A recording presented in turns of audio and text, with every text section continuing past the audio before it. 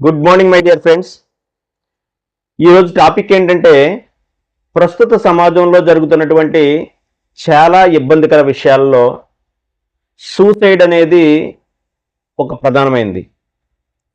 చాలామంది యువత కావచ్చు, స్త్రీ పురుషులు అనే భేదం లేకుండా, గృహిణులు కావచ్చు, లేకపోతే జాబ్ హోల్డర్స్ కావచ్చు, ఎవరైనా కానివ్వండి, చాలా ఈజీగా తన లైఫ్ని క్లోజ్ చేసుకుంటున్నటువంటి సందర్భాలు చాలా చూస్తూ ఉన్నాం. దానికి కారణం ఏంటంటే ఏ చిన్న కష్టాన్ని కానీ, ఏ చిన్న ఒత్తిడిని కానీ తట్టుకుని లైఫ్ని ముందుకి తీసుకెళ్ళగలిగేటువంటి సమర్థత లేదని చెప్పుకోవచ్చు. ఎందుకు? దీనికి కారణాలు చాలా ఉండే ఉంటాయి. ఎందుకంటే ఎవరి వ్యక్తిగత విషయం వాళ్ళది. అంటే చిన్నప్పటి నుంచి కష్టం అంటే ఏంటో తెలియకుండా పెంచినటువంటి తల్లిదండ్రులదా, అదేవిధంగా ప్రతి చిన్న కష్టానికి కూడా లైఫ్ని ఈజీగా తీసుకునేటువంటి సిస్టంలో బ్రతుకుతున్నాం కాబట్టి ప్రస్తుతం ఉన్నటువంటి సిస్టమ్దా, అంతేకాకుండా వాళ్ళ చదువుకున్నటువంటి చదువా అనేది మనం చూసుకున్నట్టయితే ఎవరిది తప్పు అని మనం పరిగణలోకి తీసుకునేటువంటి అవసరం అయితే లేదు. ఇటువంటి విషయాలు చర్చించే ముందు ఈరోజు మన భారతదేశానికే గర్వకారణం, తన లక్ష్య సాధన కోసం అవసరానికి తగ్గట్టుగా పరిస్థితులకు అనుగుణంగా మారి తన లక్ష్య సాధనకు నిరంతర కృషి చేసి తను అనుకున్నది సాధించి భారతదేశమే గర్వించదగ స్థాయికి ఎదిగినటువంటి ఒక మహోన్నత వ్యక్తి గురించి ఈరోజు ఒక చిన్న స్టోరీ చెప్తాను. స్టోరీలోకి వెళ్లే ముందు వీలైతే ఈ ఛానల్ని సబ్స్క్రైబ్ చేయండి, లైక్ చేయండి. ఎందుకంటే ఇటువంటి మోటివేషనల్ స్టోరీస్ వినడం మూలంగా, చూడడం మూలంగా యువతలో ఎంతో కొంత మార్పు వచ్చేటువంటి అవకాశం ఉంటుంది. సో మై డియర్ ఫ్రెండ్స్, ఈ ఛానల్ని సబ్స్క్రైబ్ చేయండి, లైక్ చేయండి, షేర్ చేయండి. స్టోరీలోకి వస్తే, చిన్నప్పటి నుంచి తను అనుభవించిన కష్టం అంటూ లేదు. కష్టాలు ఎన్నొచ్చినా ఓర్చుకుంటూ తను మారిన ప్రతి చోట కూడా అన్ని కష్టాలని అనుభవిస్తూ తను అనుకున్నటువంటి గమ్యస్థానాన్ని చేరడానికి, తన లక్ష్యాన్ని చేరడానికి అహర్నిశలు కష్టపడి మన దేశానికే గర్వకారణంగా నిలిచినటువంటి ఒక వ్యక్తి. ఆయన ఎవరో కాదు, మిల్కా సింగ్. ఈయన ప్రస్తుతం పాకిస్తాన్లో ఉన్నటువంటి గోవిందపుర అనేటువంటి గ్రామంలో 1935 నవంబర్ 20న జన్మించారు. తన కుటుంబంలో ఈయనతో పాటు మరో 14 మంది సంతానంగా ఉన్నటువంటి కుటుంబం. అంటే ఈయనతో కలిసి 15 మంది. ఈయన చిన్నతనంలోనే, అంటే దేశ విభజనకు ముందే సుమారుగా ఒక 8 మంది సోదరీమణులను కోల్పోవడం జరిగింది. దేశ విభజన టైంలో, అంటే భారత్ పాకిస్తాన్ దేశ విభజన టైంలో తన కళ్ళ ముందే తల్లిదండ్రులను కోల్పోవడం, అంతేకాకుండా ఒక అక్కని, 2 బ్రదర్స్ని కూడా అకారణంగా చనిపోవడం చూశాడు. దేశ విభజన టైంలో, భారత్ పాకిస్తాన్ విడిపోయే టైంలో పాకిస్తాన్ నుండి భారతదేశానికి కాందసీకులు వలస వచ్చేటువంటి ట్రైన్లో ఒక అనాథలాగా తన మిగిలినటువంటి అన్న చెల్లెళ్ళతోటి, అక్క తమ్ముళ్ళతోటి పంజాబ్కు రావడం జరిగింది. 1947లో హిందువులకి సిక్కులకి జరిగినటువంటి మత ఘర్షణలో ఈయన పంజాబ్ నుండి ఢిల్లీకి వలస వెళ్ళిపోవడం జరిగింది. అంటే ఇతని జీవితంలో చాలా మందిని కోల్పోవడం, తల్లిదండ్రులను తన కళ్ళ ముందే కోల్పోవడం, అదేవిధంగా మిగిలిన సోదరీమణులతోటి పంజాబ్కు వలస వస్తే చాలా తక్కువ టైంలోనే మళ్ళీ పంజాబ్ నుంచి ఢిల్లీకి వలస వెళ్ళాడు. ఢిల్లీకి వలస వచ్చిన తర్వాత కొంతకాలం పురాణా ఖిలా అనేటువంటి శరణార్థ శిబిరంలోని, కొంతకాలం షహదారా అనేటువంటి పునరావాస కేంద్రంలోని తలదాచుకోవడం జరిగింది.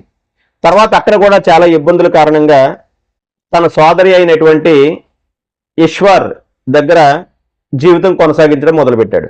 అటువంటి సందర్భంలో ఆయన టికెట్ కూడా కొనలేని స్థితిలో ఒక ట్రైన్ ప్రయాణం చేయడం మూలంగా టికెట్ లేదని కారణంతో అతనిని తిహార్ జైలుకి పంపించడం జరిగింది. ఈ విషయం తెలుసుకున్నటువంటి తన సోదరి కొంత డబ్బులు ఖర్చు పెట్టి ఆయన్ని తిహార్ జైలు నుంచి బయటికి తీసుకురావడం జరిగింది. ఈ సందర్భాలన్నిటికీ కూడా విసిగి వేసారిపోయినటువంటి మిల్కా సింగ్ ఒక దారి దోపిడీ దొంగగా తయారవ్వాలని ఒక నిర్ణయానికి వచ్చాడు. అంటే తన జీవితంలో పడని కష్టం లేదు, ప్రతి సందర్భంలోని కూడా ప్రాణాలు గుప్పెట్లో పెట్టుకుని ఎక్కడికో దిక్కుడికి పారిపోవాల్సిన అవసరం అయితే వచ్చింది. ఇంత చేసినా సరే ఒక టికెట్ లేని కారణంగా ప్రయాణం చేసినందుకు తేహార్ జైల్లో పెట్టడం జరిగింది. అంటే తను చేసినటువంటి తప్పు ఏంటి, నేను ఏ తప్పు చేయలేదు అయినా జైల్లో ఉండాల్సి వచ్చింది. సో నేను ఈసారి దారి దోపిడీ దొంగగా మారి దోచుకుని డబ్బు సంపాదించాలి అని నిర్ణయానికి వచ్చాడు. ఇటువంటి ఆలోచనలో మిల్కా సింగ్ ఉన్నాడని గ్రహించినటువంటి తన మరో సోదరుడు మల్కాన్ తనని ఒప్పించి ఇండియన్ ఆర్మీలో చేర్చడం జరిగింది. తర్వాత కొంతకాలానికి పెళ్లి అవ్వడం జరిగింది తన భార్య నిర్మల్ కౌర్.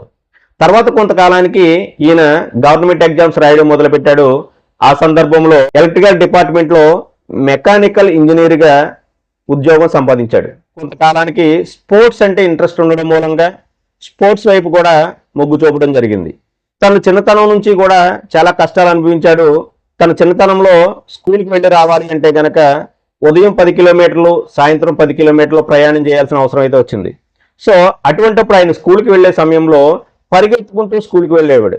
పరిగెత్తుకుంటూ స్కూల్కి వెళ్ళడం, తిరిగి పరిగెత్తుకుంటూ స్కూల్ నుంచి ఇంటికి రావడం చేయడం అనేది అతని జీవితంలో భాగమైంది. సో ఆ రన్నింగ్ అనేది ఏదైతే ఉందో అతనికి ఒక హ్యాబిట్ అయింది. ఆ రోజుల్లో మన దేశంలో కొత్తగా ఆర్మీలో జాయిన్ అయినటువంటి సైనికులకు నేషనల్ లెవెల్లో పరుగు పందెం పోటీ పెట్టడం జరిగింది.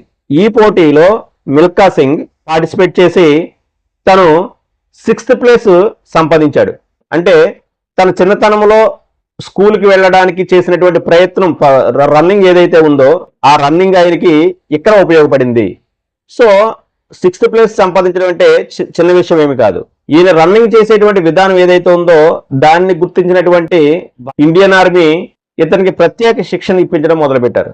అందులో భాగంగా మిల్కా సింగ్ 1956లో మెల్బోర్న్ నగరంలోని, 1960లో రోమ్ నగరంలోను, 1964లో టోక్యో నగరంలో జరిగినటువంటి ఒలింపిక్స్లో మన భారతదేశం తరఫున పార్టిసిపేట్ చేసి అత్యంత ప్రతిభను చూపించడం జరిగింది. ముఖ్యంగా చెప్పుకోవాల్సింది ఏంటంటే 1960 సంవత్సరంలో జరిగినటువంటి ఒలింపిక్స్లో జస్ట్ 45.73 సెకండ్స్లో 400 మీటర్స్ పరిగెత్తి తను క్రియేట్ చేసినటువంటి రికార్డు అతని తర్వాత 40 సంవత్సరాల దాకా కూడా ఎవరు క్రియేట్ చేయలేదంటే ఆయన ఎంత ప్రతిభ చూపించాడో మనందరం తెలుసుకోవచ్చు.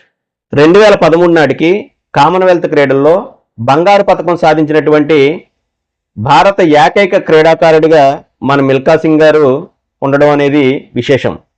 ఆయన్ని భారతదేశపు అత్యుత్తమ క్రీడాకారుడిగా అభివర్ణించడంతో పాటు తను కనబరిచినటువంటి అత్యంత ప్రతిభను గుర్తిస్తూ మన ఇండియన్ గవర్నమెంట్ ఆయన్ని దేశంలోనే అత్యంత ప్రధానమైనటువంటి పురస్కారాల్లో ఒకటైనటువంటి పద్మశ్రీ ఇచ్చి ఆయన్ని సత్కరించడం జరిగింది.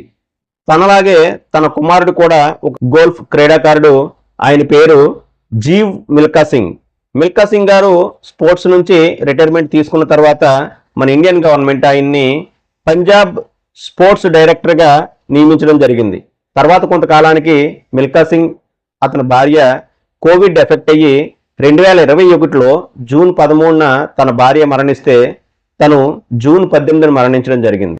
So my dear friends, Milkha Singh గారి జీవిత ప్రస్థానం చూసుకున్నట్టయితే ఎక్కడ పుట్టాడు, ఎన్ని కష్టాలు అనుభవించాడు, తన కష్టాలకి తను ఎంత దూరం ప్రయాణం చేయాల్సి వచ్చింది, ఆ ప్రయాణంలో భాగంగా తను ఉన్నటువంటి పరిస్థితుల్ని భరిస్తూ కష్టాలను అనుభవిస్తూ తను భారత సైన్యంలో చేరడం, స్పోర్ట్స్ మీద తనకున్నటువంటి ఇంట్రెస్ట్ తోటి స్పోర్ట్స్లోకి రావడం, స్పోర్ట్స్లో తన అత్యున్నత స్థాయిలో ఉన్నటువంటి పంజాబ్ స్పోర్ట్స్ డైరెక్టర్గా పదోన్నతి చేయడం, అంతేకాకుండా భారతదేశంలోనే అత్యంత ప్రధానమైనటువంటి పద్మశ్రీ అవార్డు తీసుకున్నటువంటి వ్యక్తిగా మన మిల్కా సింగ్ గారిని చెప్పుకోవచ్చు.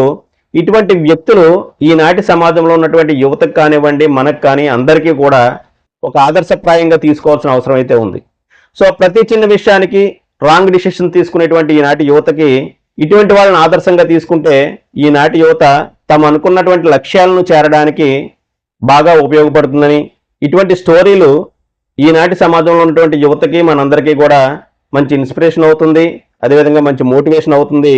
సో మై డియర్ ఫ్రెండ్స్, ఇటువంటి మోటివేషనల్ స్టోరీస్ తోటి మరొక వీడియోతోటి మీ ముందుకు వస్తాను.